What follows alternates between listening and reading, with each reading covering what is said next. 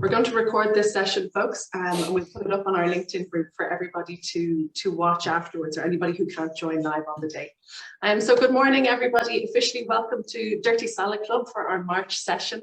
Lovely to see some familiar faces here again. Anybody who's here with us for the first time, Dirty Salad Club is a place for anybody who's interested in organisational development, people development within organisations, to get together and to talk about a topic to learn something. And hopefully have a couple of takeaways that all of us can bring back to our own practice. The name Dirty Salad Club came from the name of a band that our colleague Alan used to be in. But the name is really fitting here because dirty in that this is a place where we're allowed to be vulnerable. We're allowed to be a little bit more of ourselves, maybe share some of our curiosities, our insecurities that we mightn't share with clients. Salad in that it's healthy, it's good for us to have these kind of sessions, and club in that we're all here in it together. So we're delighted to have with us this morning our very own Billy Byrne. Billy's sessions are always super, and today he's going to be talking with us about decision making and group decision making, and specifically how different perspectives, diversity can really help and facilitate group decision making. So without further ado, Billy, I'll pipe down and I'll leave it to you. Thank you so much, Tanya. Hi, everyone. It's great to be with you today again. Always look forward to these as an attendee or as a presenter. It's always great for me. I've been with King's Lyons for the last 10 years. I'm celebrating my 10th year this year, so time has flown by. Today's session is, I wanted to share some stuff I've been reading in the last while. I do a lot of work around decision making anyway, but two books which aren't actually about decision making specifically that I read recently. I wanted to weave a thread through these. I highly recommend both of them. I think they're great reads. Matthew Syed's book, Rebel Ideas, and Conformity by Cass Sunstein. And if you know Cass Sunstein, he's one of the authors of Nudge. And if you're into behavioral economics and behavioral theory and behavior change, that Nudge obviously is Richard Thaler is a great book. But this book is specifically around conformity. So two different pieces I want to put a thread through today. And the piece I want to put out was about diversity and dissent, and why I think we need both of them if we want to really have good decision making.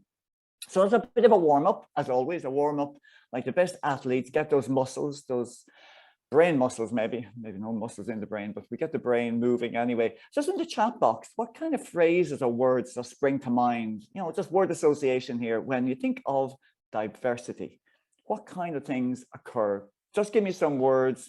We're not going to do an analysis of you from this, by the way. We're just going to see different. Great, thanks, Trevor. Different ideas, backgrounds, inclusion. Thank you, Denise. Anything else when you think of the word diversity? Creativity. Okay, so a lot of kind of outcomes here as well as inputs, broad perspectives, equality. Yes, age, gender, culture, different types of diversity. Thank you, Siobhan. Intersectionality. Yes. Neurodiversity. Yes, that's becoming quite a big topic now. Variety. So the word diversity brings up a lot of things. As I say, some of them are types of diversity, some are maybe some of the benefits, perspectives, creativity. Okay, great. Thank you for that. It's just to get you thinking about diversity, because that's the first part. I'm going to kind of split this session in two. I want to talk about diversity first. I'm not going to argue whether diversity is good or bad. I mean, look at this huge benefits in diversity. You know, but what I want to do from Matthew Syed's book is just look at diversity in terms of, you know, those kind of tangible, you know, performance benefits. There's lots of other benefits from diversity as well, but just looking at that, which is what Matthew Syed looks at in his book. And I want to just like begin just looking at diversity. Again, this is kind of, there's an anecdote in Matthew Syed's book where he was at a conference and someone said, you know, if we, you know, were to clone Usain Bolt and then put 4 Usain Bolts into a relay team, surely that team would beat everybody else, and yet you would have zero diversity, absolutely zero, even genetically, no diversity at all. And he said, yeah, that's fine when you've got something which is a completely linear, simple process. You don't particularly, like, diversity won't give you a performance benefit if something is very, very simple and straightforward. But how much of life is that? I mean, how much of life is a relay race? Very, very little, even metaphorically, it's not. So when we get to more complex, and the complex world we live in, now we need diversity. And there's some research it quotes about just looking at economists. I mean, take something as complex as, economics. And this is a huge study looking at with enormous number of economists doing forecasting. And like the collective judgment, like if you put 6 economists, now when I say 6 economists, not all thinking the same way, maybe using different models. So there's a lot of diversity there, a diverse group of economists. They're actually a group of 6 was 15% more accurate than the forecast of the top economists. So it's just real world stuff. We put 6 economists together and the collective judgment, putting 6, that's a huge difference, 15% more accurate than the best one. Like that's different than the simple one with Usain Bolt, where you'd expect, you probably, you would have, we have no diversity, and yet that's a benefit. So like there's huge benefits in diversity, but let's dig a little bit deeper into it. And this is around like the cognitive diversity. Okay, so cognitive diversity, and this is a bit of a definition. People who have different ways of thinking, different viewpoints, different skill sets in a team or group, and some of that came in your chat there as well. And I think the points that really struck me is that like cognitive diversity is much less visible. Like you could look at a room, if you look into one of those meeting rooms, a board meeting like with a glass door, the glass surround, you could look in and think, God, there's a very diverse group of people in there. Really looks diverse to me, lots of gender, cultural diversity, all of that. But they mightn't be diverse cognitively at all. They may have all gone to exactly the same college. They may have all studied together. So cognitively, it may be less diverse than what you think it is. Now, there's other things besides cognitive diversity, but just taking that cognitive diversity in terms of problem solving, decision making. And like this cognitive, having people with different viewpoints and different skill sets is really critical if you're problem solving in a complex scenario. And let's face it, most of what we do is you could define as complex scenarios nowadays. In other words, there's huge amounts of unpredictability, and then there's also a huge amount of interdependencies. So it's really, really difficult just to have a simple explanation for it. And this is, again, I've kind of adapted this a bit. Matthew Syed in his book uses this kind of graphical explanation of what he calls the problem space. And I really like it because I'm a visual person anyway. So if I was looking for cognitive diversity, I'd be looking for other people with other than visual preferences if I was putting the team together. But if you take a problem space, that kind of blue rectangle is like potential solutions to a problem. Okay, so within that, there could be lots of different solutions within that. And this is a diagram that shows here's a problem that actually has, we've picked out 2 potential solutions. Now, one might be better than the other. It's not about that at all. There are potential solutions that fit within that space. If you've got high cognitive diversity, you have lots of opportunities to have lots of different potential solutions coming up, because people are coming at this with different perspectives. So you're filling that problem space much more so than just, if you think about it, if you're just solving the problem on your own, you have one yellow dot in the problem space probably. You may come up with different ideas, but you're not going to be hugely cognitively diverse yourself, okay? And a lovely example he gives, and I really like it, is he talks about, if any of you, maybe some of you have actually seen the movie, The Imitation Game, looking at the life of Alan Turing, and particularly the group of people who worked at Bletchley Park trying to break the code machine called the Enigma machine. And they spent huge amount of effort trying to break this code, absolutely crucial to the war effort. And when they did break the code eventually, like they said, it probably reduced the life of the war, or the length of the war, by a number of years. Huge impact on the lives that were saved by it. But if you think about something, this is, code breaking is mathematical. So obviously you would put together a team of mathematicians. That's what you would do. And by the way, that is a picture of the Enigma machine, by the way. But also they had a Renaissance scholar, a professor of comparative philology, a legal philosopher, a historian, and a crossword fanatic. I mean, there is a very diverse group. And if you're thinking about, I mean, you might say, why would any of those, but particularly why a crossword fanatic? And the interesting thing about the crossword fanatic was, it isn't just that a person good at crosswords is good at breaking codes. a lot of it has to do with empathy. A person who does, let's say, the Times crossword or whatever every week gets inside the head of the person who sets the crossword. That is one of their biggest skills. They can understand the thinking of another person, how this other person would think. It's not just about having the mathematical or the cognitive skills to break a code, which is a crossword effectively, but they really can get inside the head of the person. And that's what was one of the key contributors to breaking the code, was having people on the team who could really bring a perspective of, okay, how might the person setting up this code think? And that was again just a very practical example. Now in Syed's book, he gives lots of other examples as well around where diversity was a benefit. But that's just quite a big example. We have a very complex problem trying to be solved.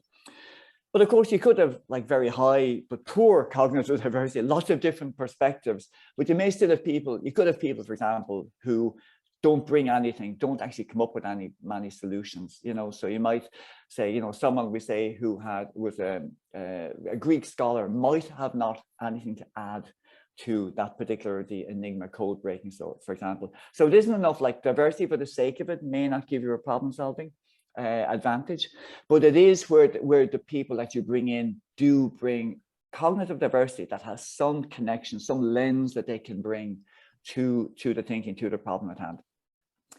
And this is where I think is really interesting. And this is, again, and I've seen this. And I think if you think of your own careers and maybe think of groups you've worked with, you end up, if you have a group of similar specialists, you put the top people together. So this is the equivalent of just having mathematicians trying to break the code. They all may have different ideas, but they will be clustered around the same thing. They will all have variations of the same thinking. And I love this. This is a quote, like, I mean, you may have heard it before, like, surgeons will always recommend surgery. You know, so when you have people who think alike and think a certain way, they will agree with each other as what has to be done because they're coming at it with a similar mindset and a similar frame of reference.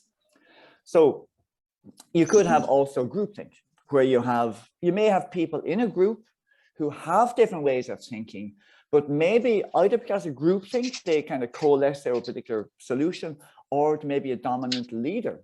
So if you think of a dominant leader, kind of effectively pulls everyone towards their solution. So a dominant leader or groupthink is also something that works against diversity. So, and again, this is just a quote from the book, from Syed's book. He said, like, you know, just if you talk about racial diversity, there's a lot of talk about that. An increase in racial diversity, just one standard deviation increases productivity by more than 25% in legal services, health service, and finance. In other words, places where you need to understand broad groups of people. And if you think of most of our work, I mean, we do deal with broad groups of people nowadays, like in the HR, you know, if you're HR, OD, you are dealing with vast groups of people. I heard a great quote from, it was actually in the room when it was quoted by a very senior executive who kind of looked around the table and said, we don't look very much like our customers, reflecting the lack of diversity at this senior team and saying, this is a problem for us. How will we possibly understand our business when we are so unlike the people that we see as our customers? So problem solved. Okay, all we've got to do is get diversity and we will now have much better decision making, but not quite. And this is where the second book comes in that I wanted to draw on. That's this opposing force that I think is there. And this is kind of based on my own experience of working with teams, my own experience as a manager, insights from other things around personality and risk and emotional intelligence as well. The issue of conformity. And this is to bring in Cass Sunstein's book. So I would like to do a breakout here, even just for 5 minutes. And this is where you are going to be vulnerable, by the way. Tanya warned us we have to be vulnerable here. So this is where we're going to be vulnerable. And just have a discussion. This is the question, like, have you ever done any of these? Like, chosen not to voice an opposing view at a meeting? You've decided not to speak up? Or supported a decision while really being against it and saying you were for it, but privately you weren't really for it? Or being part of a group who made the decision, and then you look back like sometime later and say, what the hell were we thinking? what were we doing when we made that decision? So a little opportunity for you to share. I won't ask you to feedback. So whatever's in the breakout room will stay in the breakout room. We won't be listening. We won't ask you to share, but let's get you to thinking about conformity, because these are all elements of conforming that I'd like you to think about. So Tanya, would you do the honors and do a breakout, even for 5 minutes would be great. Green. Welcome back, everyone. I hope you shared lots of secrets. Oh, I love your background, Mary. Well, that's where I'm from originally, the beautiful Burren. Oh, I love it. I've been in the Burren, like all during lockdown. I've visited the Burren a couple of times a year, walked Mullaghmore and the Flaggy Shore and all around. I tell you, great part of the country. I love it there. Yeah. I agree with you. My favorite part on earth is probably the Flaggy Shore. You know, the Loch of Valla Farm walk loop? My wife and I have done that. I think every time we go to the Burren, that's the first thing we do is the Loch of Valla Farm loop. Yeah. Oh, lovely. Highly recommended, and a cup of tea afterwards as well. So anyway, here we are shooting the breeze. Welcome back, everyone. I hope you got to share a little bit. I hope you felt a bit vulnerable. I hope you got to share some of your secrets and some of the things that maybe times when you conformed. Because what I really want you to think about is like, why would we conform? And that's what it's about. And I want to give you some nice insights from Cass Sunstein, which really resonated with me, both personally, but also in the work when I'm working with teams in watching out for these. And I'll put a little bit at the end as well, just a little link to psychometrics. If you're coaching and you're looking at psychometrics, there's probably a few tools that you can maybe bring in if you're looking at like, what do we do about conformity? So, and again, I'm going to just start with a quote from Sunstein, which really sums up. He said, like, we as human beings, like we pay close attention to both the informational and the reputational signals that we get from others. Like we are social creatures, and these drive conformity. And by the way, conformity can be good. I mean, that's what glues societies together. You know, if we all wanted to be individuals, you know, it wouldn't be good. If you think during the pandemic, we actually relied on conformity. Like you can talk about, you know, we say things that were being enforced, mask wearing. Literally, there was very little enforcement. We enforced it ourselves. We chose to conform. Sometimes we didn't like it, but most of us conformed. And from a behavioral point of view, you know, 7 in 10 people do tend to conform if there's a rule out there. There'll always be a number of people who will choose not to conform. And not that they're bad people, just that they don't do the conformity thing. But there's some drivers of conformity that I wanted to look at. Sorry, beg your pardon. Reason why we conform, just a few of the reasons, and just a little bit first around compliance and acceptance. So just think about this, maybe those examples you're thinking about. Like sometimes there's a difference between being compliant and being accepting. So sometimes we comply, sometimes we know someone is wrong, okay, but we kind of conform in public. We kind of agree with them publicly. Privately, we might not. And you can see this sometimes even in polls where polls might not be accurate. Someone says, oh yes, I'm definitely voting for X because everyone around me seems to be saying they're voting for X, but actually privately I do something different. So I comply outwardly, but inwardly I have a different view of the world. Also, though, there's another thing, which is acceptance, is where we actually do internalize the view of the group, where we kind of shift our view and we come, this is conformity, which is a bit different. We actually move from being non-accepting of something to accepting over time, which is a bit different, a different dynamic there.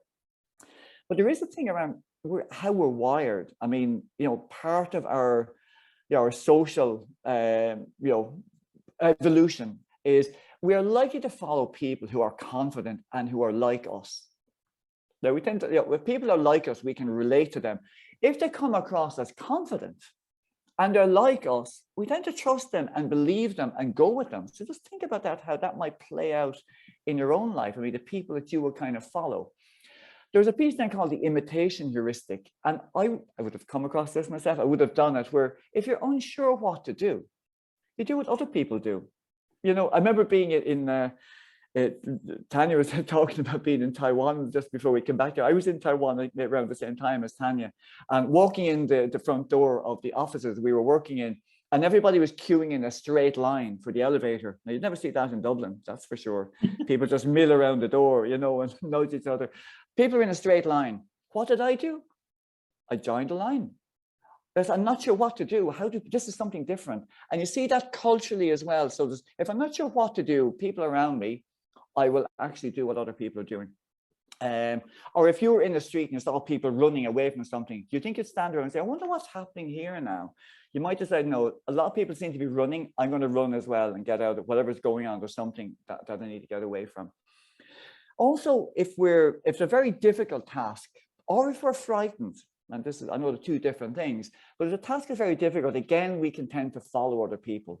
Because we're not, you know, this is really difficult, so I tend to go with what other people seem to be doing.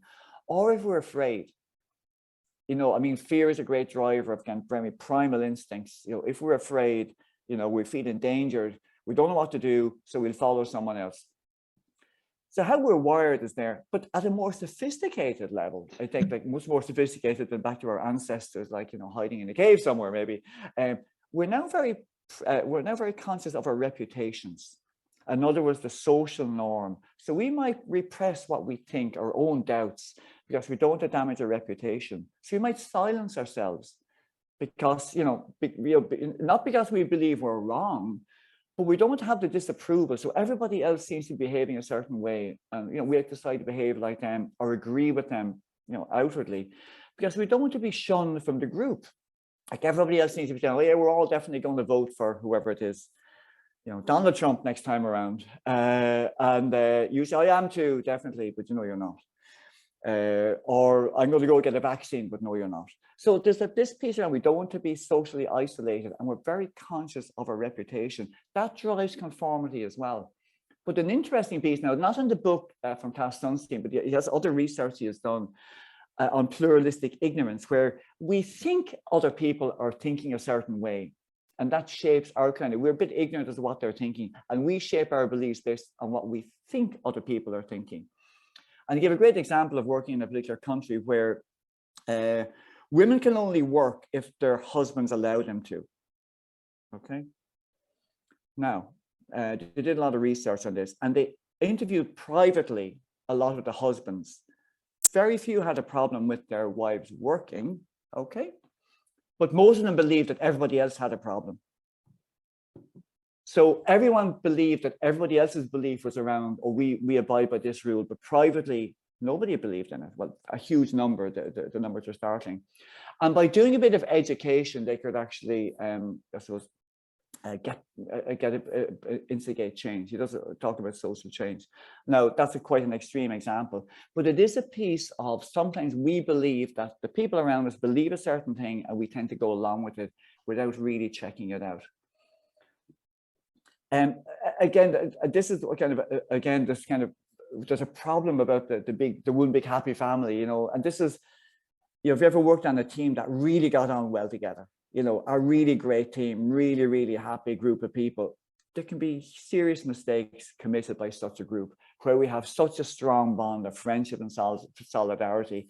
Cass Sunstein gives kind of examples, maybe religious and political organizations where there's a huge sense of, you know, our identity associated with this. And because of that, because of these strong bonds, we can make really bad mistakes because we force ourselves to conform with whatever is happening. And even if there's some big problem or a big scandal or something, we tend to, no, that's not, we ignore it and we tend to close ranks. And there is this tension then between avoiding mistakes and avoiding weakening the social bond. So we don't want to make mistakes. At the same time, we don't want to do anything which would weaken that bond that we have within the group. Another piece, again, I'm throwing a lot of stuff out here, but you will have the slides afterwards, but they're worth thinking about. And this is polarization, which I think is something we do need to think about, particularly when we see what's happening in the world. I'm not talking about Ukraine, I'm talking about just broadly, whether it's in Ireland, in the UK, in Europe, in the US, where we can have lots of polarization, where we really try to get people together. And this can happen in organizations too. We're trying to get people together, and yet people, for some reason, actually polarize into opposing groups and make things worse. And the point here is talking actually sometimes can make things worse. Like literally you think, oh, let's get people together and we'll probably get agreement. Sometimes getting people together actually make things even worse than what they were. So think about it, like when like-minded people get together, this is research as well, by the way, and this came up from people who study ethics as well.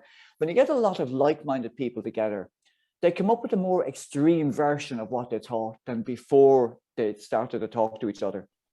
So in a business context, this could be, for example, risk. So if you asked everybody what their risk appetite was, it'd be a certain, we'll say a risk appetite, just take on a scale of 1 to 10, 10 being really, really risky. No, they're all about 5 or a 6. But when they go together and listen to each other, the overall risk appetite could be an 8 or a 9, more extreme, because you get a bit of reinforcing from listening to other people. And when you get to things like at a political level, like if you start at a high level of outrage, if you joined a group and you're really angry about something, whatever it happens to be, you're going to be even more outraged when you discuss it in a group. So just think about, I mean, there's been lots of debates, if you lived in Dublin, about cycle lanes, and are they good, are they bad? And there's always problems over cycle lanes. So just think about it. And I'm going to say from the fence whether I'm not going to say whether I'm pro or for cycle lanes. But just in case, just say you went to a meeting and you're going to have people who are opposing cycle lanes. Well, the first thing is information is going to be there. If you're going to meet people who also oppose cycle lanes, you're going to hear a lot more arguments against cycle lanes than arguments for it, because you're listening to people who share this particular view. So from an information perspective, that's going to drive you to more extreme view. Secondly, there's the social comparison. Like, we want to be perceived the same or favorably by people, you know, in our circles. So we may shift our views as well. If everyone around us seems to be against cycle lanes, well, we might shift our view to be there from a social comparison point of view. And the other thing is this corroboration. Like, you go to a meeting and realize, gosh, I didn't realize so many people were against cycle lanes. I thought it was just me and my neighbor. But look at all these people. It's obviously a much bigger thing than I thought it was. So again, this is where polarization, where just putting people together sometimes can actually polarize them and make them take more extreme views. And it's a more extreme version of conformity that you want to watch for. The good news. I always want to have a bit of good news. So the good news, and this is again based on a lot of research, okay? Even one voice of reason, and just go back to a business context again, where we have group decision-making taking place, even one voice of reason dramatically reduces conformity and error. The fact that one person was brave enough to speak up will get other people thinking. So if a group is going on an unfortunate course of action, a single dissenter may be able to turn it around. And this is, they did a huge amount of research, by the way, in the appellate courts in the US on this, with judges. You know, we have Republican nominated judges and Democrats, and the outcomes. So it's very, very good. You can do a huge amount of research around the outcomes. And these are people, by the way, if you're a judge, you are paid to make decisions. That is your job. You get up every day to make decisions, interpret the law, make decisions. So there's great research on that. The other thing is, in terms of like the cascades, in terms of like these poor decisions, they're reduced if the team is awarded for a group decision rather than individual. You shouldn't be rewarded or punished for individual decision. So if you can find a way of incentivizing the team to make better decisions, that too increases the chance to be less conformity and more decision making. Now there is my doorbell going, and my dog is now going to go ape. So just a few things. Let's stop singing off the one hymn sheet. People can be sometimes punished for non-conformity and rewarded. So we actually reward the people who conform. You know, they're seen, and you know, the yes people, whatever you like. The thing is though, if you have conformity, you actually get less information being disclosed. If people are conforming, there could be people at a meeting with important information who don't share it. That's a real problem. And organizations that reward conformity and punish deviance are going to make worse decisions. That is a fact. That's what's going to happen. You have to find a way of doing this. So if the rewards come, like promotions, training, access, whatever, comes to those who conform, and that's an incentive, we have to replace it with incentive to do the right thing. I won't do a breakout. I have a couple of minutes left. Maybe we might have a quick look at, this is my own view, and have a quick open forum on it as well. I think there's a few psychometrics, and I do always come back to like, okay, where from emotional intelligence could we bring this in? And I just pick out 4. So being emotionally self-aware and understanding your own emotional reaction to something can be really important. Just noticing that and taking time to notice the discomfort. If you're in, either yourself or you're coaching someone, noticing the discomfort when a decision is being made. What is that telling you? Where's that emotion coming from? What's the source of it? Do I need to act on it? Independence, that self-direction, really, really important. It's not that you have to be always independent, do your own thing, but it's acknowledging that there are times you need to step out, away from the crowd and be independent. And that's also an emotional intelligence skill to be able to do that well.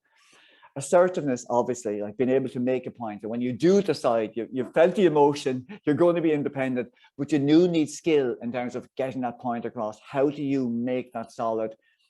Not an attack on someone else or the person who's as an opposing view, but how do you do that skillfully from an assertive point of view? And your reality testing as well. Sometimes just that fact of stepping back, what's really going on here? What is this decision really about? And again, if you take, I just know a little bit from risk, this is very much based on personality. Obviously, risk attitude is based on your personality. But two things that come back, as we mentioned earlier. One is our attitude to social risk and reputational risk. So how attuned are we to damaging our reputations or damaging social relationships? And is that something that gets in our way? Is that something that holds us back at times when we should be standing up? So sorry, go back a second. So I'm just going to stop sharing, and rather than do a breakout, maybe just thoughts or reflections or insights or your own experience or anything you'd like to say. Again, I would recommend the two books. They're not about decision making, but I think there's great strands to be taken in from them. So I'll open it up to the floor, whoever wants to come in. We have about 5 minutes.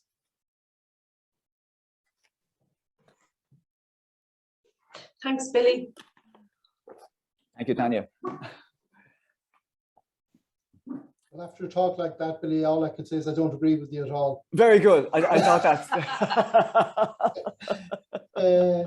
But I have to say, yeah, no, it's almost every sentence and every slide was popping images into my head of different meetings and different scenarios I've been in.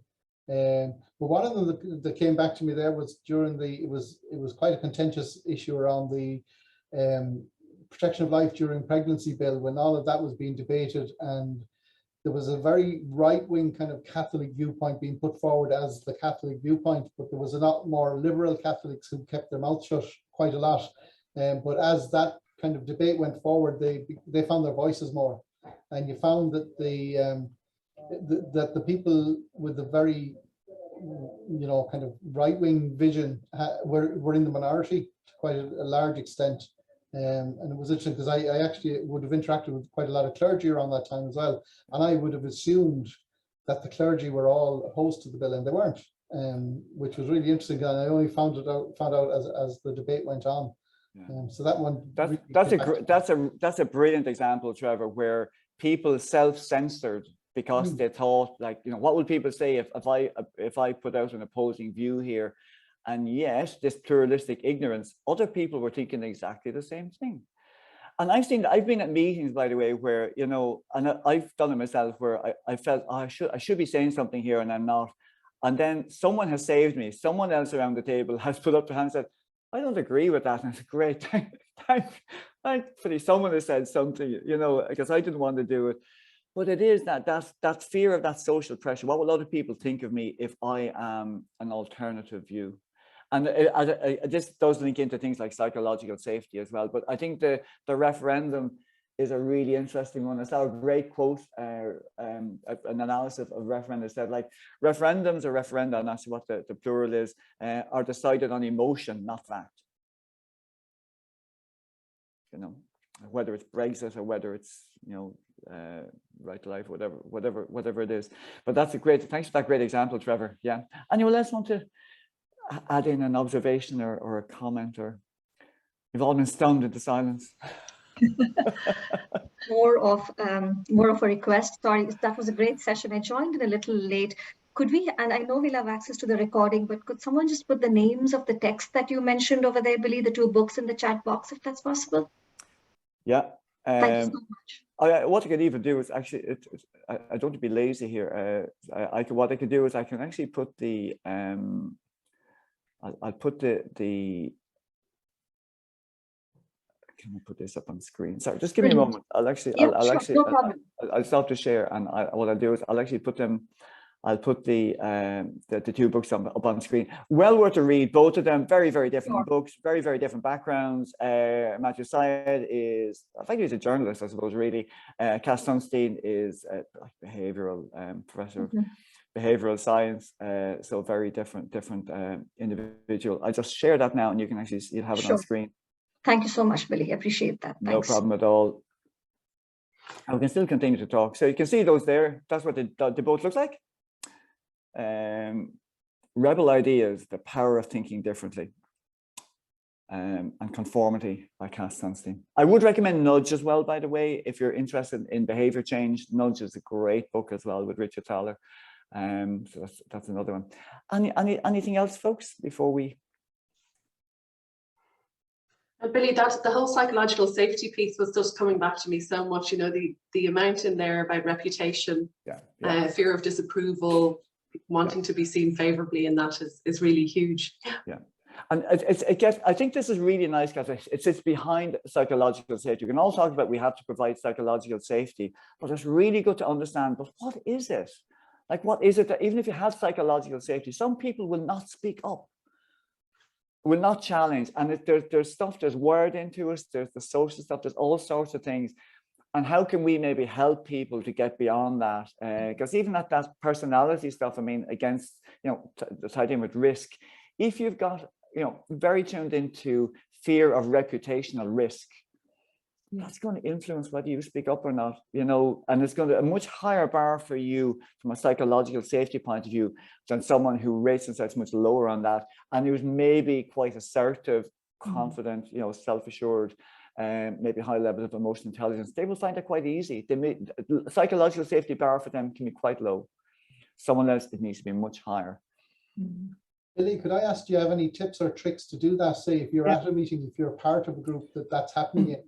Well, actually, do you know what has been the best thing that has worked, and this has been lockdown, is actually breaking groups into smaller groups. It's much easier if you have a group of 12 people around, it's a much bigger challenge to speak up in a group of 12 than a group of 4. Yeah. It actually, the best tip I would say for breaking groupthink is not to have the black hat person or any of those. It's literally to break your group up. Now, in a physical setting, it's a bit more difficult. In a virtual, it's very easy. Break it into groups, because you will end up with a dissenting voice somewhere. And one of the groups, they don't know what the other ones are saying. So you're more likely to come back with a dissenting voice, and now even a little bit more, maybe 2 or 3 voices coming back. So breaking groups up to work on something and look at decisions. The other tip I would say is the second chance meeting. Now this relies on whoever's chairing the meeting. If it's a big issue, to allow people time to reflect on it, take it away, and encourage them to talk to each other. Talk to each other outside the room. Come back. We will decide this tomorrow. Take a second chance meeting, really powerful as well. I think too, Billy, I mean, you know, you talk about breaking up groups and things like that. Yeah. It's really kind of trying to slow down the movement into opinion. Yeah. So, you know, really, how do you do that? How do you not go straight into the talk to opinion? Yeah. How do you bring it back a step so you can get kind of ideas flooding through, and then those ideas can then be discussed before you come, because you're always going to have strong personalities that are just going to, well, I think X, Y, and Z, you know? Yeah. So how do we slow it all down, and how do we just put a pause in there? Yeah. Slowing down that's a great one, because I think particularly trying to, like, what happens with some groups as well is, like, you early on, go back to the problem space that I had with the blue rectangle. The first solution pops into that, and then everything else gathers around that particular solution, rather than keeping with the expansive piece of problem solving. Let's keep expanding. Let's keep coming up with new ideas before that's what we do. And then suddenly all we're doing is adjusting and, you know, around the first solution that was put out. And it's called anchoring, as you know, like, just we get anchored to the first solution, particularly if it was the boss who came up with the solution. Yes, exactly. Yeah. If the boss comes around and says, well, I have an idea here, you have to be much braver now to say, well, I have another idea that I think is better. Leader speaks last. Yes. I think, Billy, that the other dimension that's important with regard to emotion and emotional intelligence is the decision making at times of stress, high stress, and you know, relying on people's flexibility, their stress tolerance, hugely, impulse control, all of that. So and that adds another dimension that can make decision making difficult. Yeah, again, absolutely. And again, the other thing is like the whole kind of in the grip, like a personality starts to confine you as well. So you have like that working against you. And then, I mean, managing that stress, you like it, and that the problems have that impulse control, particularly like not jumping in. That's really when I suppose the emotional intelligence is put to its test. So look at folks, thank you so much. I hope you enjoyed the session. Some takeaways, you have stuff to read now as well, and a few tips as well. I hope it's been practical. I've enjoyed being with you as always. It's always great to be here with yourselves. And Tanya, I would share the screen because I know you would like to finish up with a little bit of our next. Thanks, Billy. Thank you, Billy. That was really great. Thanks. Here we go. Thank you, Billy. Yeah, folks, just very, very quickly coming up. Next month, we're meeting on the 27th of April, towards the end of the month, and we have John Fitzsimons and Glenn Tracy with us. John Fitzsimons is of Fifth Story. He's a coach with a fantastic sense of purpose and interest in everything from sustainability to organizational growth to social enterprise. Lots of different things. And Glenn Tracy is from Contribute. So he's a coach and trainer who specializes in communication. And they're going to be doing a session building on the work of Marshall Rosenberg. I'd say some of you might be familiar with them, on nonviolent communication. So I think that's going to be great. They're really all about helping ourselves, our clients, our teams, our organizations, our families and friends, even to have challenging and courageous conversations. So that's 27th of April. We'll have the details out of that in the next few days and we'll share them all with you. But for now, just thanks to everybody for being here. Thanks a million to Billy for another really thought-provoking, I think is the word that comes to mind always about Billy's sessions. There's always a few nuggets to take away and reflect in there. So thanks a million, Billy. The recording and the slides will be up in the LinkedIn group within the next couple of days. And hopefully we'll see you all in April. Thank you so much, Tanya. Have a great day, everyone. Thank you, Daniel. Thank you, Billy. Thanks, Have a great day, everyone. Bye-bye.